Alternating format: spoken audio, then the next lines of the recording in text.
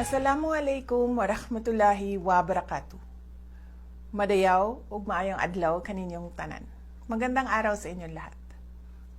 Mga kababayan, ang tinatamasa nating kalayaan ngayon ay bunga ng tunay at wagas na pagmamahal ng mga bayaning Pilipino sa ating bansa at ang magiting nilang paninindigan laban sa pang-aalipin ng mga dayuhan. Sa kanilang mga sakripisyo at pagbubuwis ng buhay ay natamasa natin ang kalayaan at namuhay tayo bilang bansang isinusulong ang sariling adikain, interes o pangarap.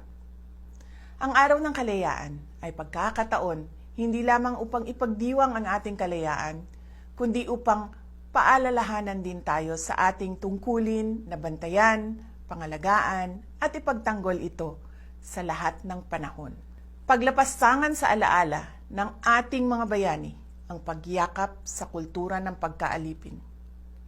Paglapastangan sa diwa ng kalayaan ang pagsasawalang bahala sa paghihirap ng maraming pamilyang Pilipino at ang paglabag sa mga karapatan at sa batas. Kabilang sa mga hamon sa ating kalayaan ay ang pagmamalabis at katiwalian sa gobyerno, laganap na droga, problema sa edukasyon, kahirapan at gutom. Hindi tayo lumaya para masadlak lamang sa pagdurusa ang ating bansa.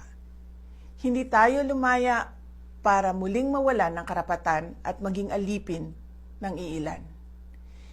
Ipinagmalaki natin sa mundo ang kalayaan ng mga Pilipino. Huwag nating isuko ang kalayaang ito sa mga taksil at walang malasakit sa ating mamamayan at sa ating bayan.